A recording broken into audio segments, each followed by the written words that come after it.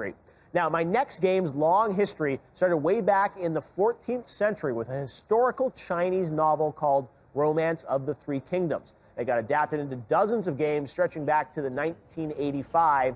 The ancient novel is now being gamified by the long-running Total War series, which itself dates back to 2000 with 12 games and 4 spin-offs. The newest entry is known as Total War Three Kingdoms, and here to share some exclusive footage is Creative Assembly's Development Communications Manager, Al Bickham. Al, great to have you. How you doing? Great to have you back on the show again. Yeah, nice to see you again, yeah. You're looking very dapper, by the way. That's very kind of you, thanks. I was born in waistcoats. I was going to say, waistcoat, little cap. I like it. All right, well, welcome to E3. Thanks very much. Good to be here. And let's talk a little bit about here, Total War.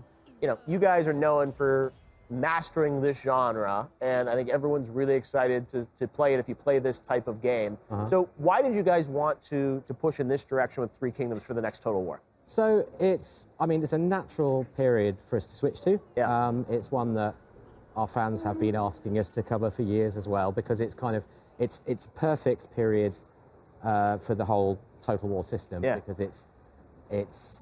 you've got these multiple great personalities and great dynasties vying for supremacy, and the backdrop to the whole, Three Kingdoms period is tyranny, revolution, civil war, and ultimately unification. So that's perfect from a gameplay perspective, because we put the player in the boots of one of these great leaders of the time, one of these great warlords of the time, and then ultimately their job is to unify China however they see fit. Yeah.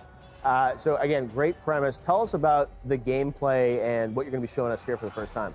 Cool. So, yeah. Well, I mean, we're here at E3 with the first look at some of the battle side of the game, because of course we have a massive turn-based campaign game within which you play battles. We've got a historical battle here at E3, and really what we're trying to demonstrate with it is how we're approaching characters in a completely new way for Total War Three Kingdoms. Yeah. And that really is based on the Romance of the Three Kingdoms, the idea of these warlords. If you go back to the 3rd century, you look at the records of the Three Kingdoms, and that's a historical text that tells you army lists of the time and which great generals fought at which battles and all this kind of stuff.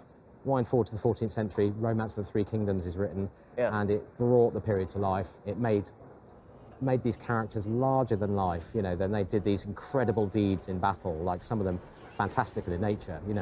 And that's what we want to bring to Total War with Three Kingdoms is to interpret that kind of romanticized history and make a game that's not just authentic and reflective of the period and the style of warfare and the architecture and the landscape, but also bring these characters to life in a way we've never done with characters in Total War before.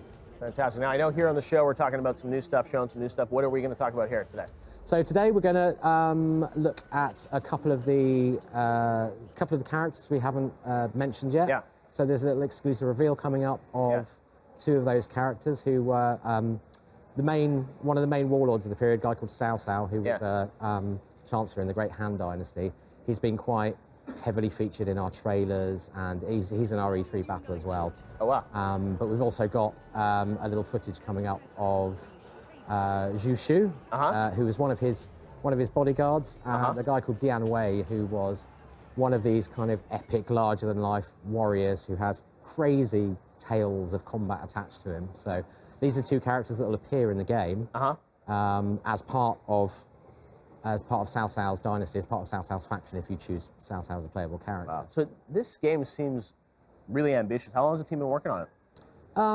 I'd say about a year and a half now, something like that. So, and we're out spring next year, so we've still got a little way to go. Oh, here's the exclusive clip, Yeah, so here you go. That's Zhu Shu right there. See, it's a ridiculous club. I was going to say. On the end there. And yeah, these guys, they barrel in.